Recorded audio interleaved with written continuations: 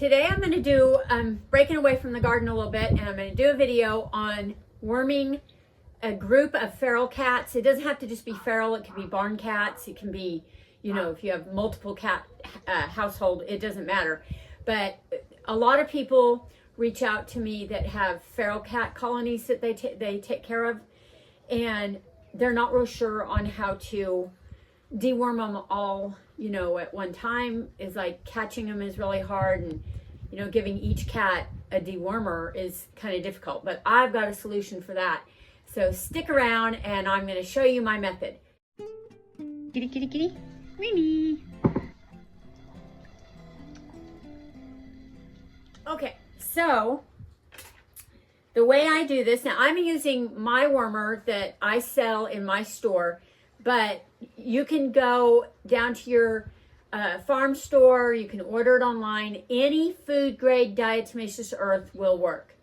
I mix my diatomaceous earth, I make it into a blend with probiotics, lemongrass, vitamin C, all kinds of different stuff to kind of help support their immune system, but it's not needed to actually deworm them. It is just there for extra added benefits. It's great. I mean, if you want that recipe, you can contact me and I will give it to you. If you want to make up like a huge batch of it and, you know, you want to buy all the ingredients and do that, that's great. But I do sell it, you know, I sell it in a 1 pound, I sell it in 2 pounds, and then I sell it for small households in the 6 ounce, which I think does 4 10-day wormings. So like if you had 2 cats, you could get 2 wormings out of it, you know. I also make it in this, I add brewer's yeast and stuff, so I make it like into a flea blend with garlic and stuff. So you just have to get on my website and check out all the different things that I do and make. But today what we're going to focus on is we're going to deworm a colony of cats or a multiple cat household. So what I like to do, let's just, for a scenario, we're going to say we have 20 cats, approximately 20 cats in this colony. So what I'll do is I'll get a dinner-sized plate, just a regular old plate. I pick them up at Goodwill, all different places, and I'll use them just for the cats. And I really prefer ceramic. Plastic can leach a lot of chemicals and stuff, so a good ceramic is best. That's what I use. Anyways, what I'll do is I start with a whole can of cat food. And my theory, or the way I've done it for many, many years, and I've seen it work over and over, it does really, really well with my barn cats and a couple cat colonies that I've helped out. What I'll do is I'll mix an entire can of food on one size dinner plate, just a regular size dinner plate, and I'll mush this up and kind of spread it all over. Now this will work for kittens too, but we'll talk about kittens in a minute. And then what I do is I take my 1 teaspoon, on my blend it's going to tell the instructions on the back, and it's all done by weight, but I mean it's all over the internet, you can find out how much to give them. But I found 1 heaping teaspoon per cat. So I'm gonna, ideally for 20 cats, I'm gonna use 4 plates. I'm gonna have 4 different plates, and I'm gonna think that 5 cats are gonna eat on each plate comfortably, because that's what I've found that works the best. So there's 1, there's 2, there's 3, 4, and 5. Now, you can mix this directly in this right here, but I like to add a little bit of water. I would say I'm probably adding, a tablespoon. It depends on how wet or dry your canned cat food was. If that was a very wet, in fact, there's some juice down in there, but it is a very wet can. So I'm not probably going to add as much, but anywhere from a tablespoon to 3 or 4 tablespoons. Just, you want to make kind of a slurry.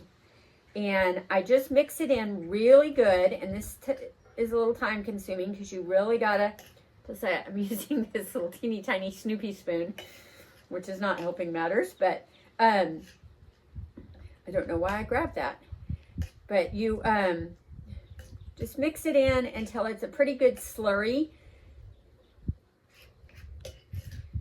And you don't see any more of it, and everything's kind of a pasty color, more of a pasty color. You can definitely tell. And the cats won't taste it near as much this way. Now, if you have finicky cats, finicky colonies, you could add some sardines to this, or the oil, maybe some salmon oil to it or something, and kind of cover it up even more. And then I just smear it around like this to where it's covering the entire plate, like that. Now, what I'll do is I'll set this down, and I'll set it down, all 4 plates out, and these, usually 5 cats will eat on this, sometimes 4 to 5 cats, comfortably. And I've even found, even if some go off and just 2 are eating on it, I mean, it's not going to matter if one gets more than another, because you're going to do this for a full 7 days. And over those 7 days, everybody's going to get enough and get wormed. This seems to be the easiest and the fastest, best way that I've found to, get all of a colony wormed. If you've got one cat that's always sitting off and you notice that it's, like it's not getting enough, you might want to try to put a separate bowl down for it or something. Or, I mean, I don't know.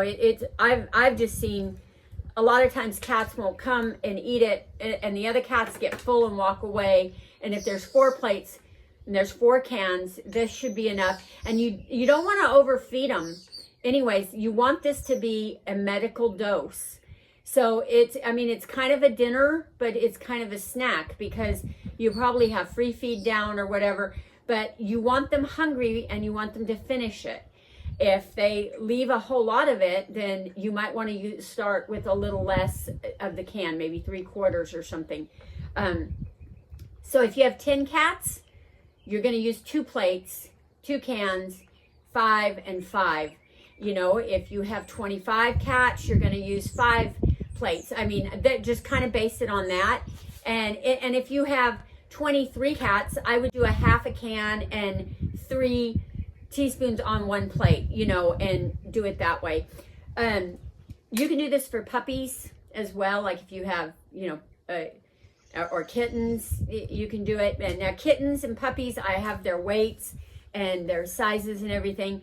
I usually do a half a teaspoon for them, a half a heaping teaspoon for kittens.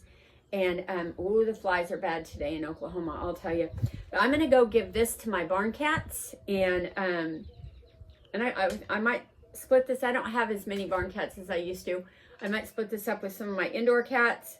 But this is super fast and easy, and it does work. It kills all intestinal worms on cats. I mean, that's been my experience, and I've been using it for like 15, 16, 17 years now.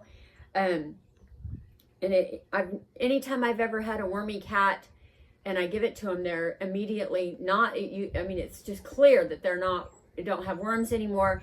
Their coat starts to shine. They gain a lot of weight. They have a lot more energy. It's amazing stuff. Diatomaceous earth, food grade. Make sure it's food grade, because there's an agricultural grade, there's an industrial grade, and then food grade. So you'll want to use food grade diatomaceous earth. You can get on my website and buy my product if you want.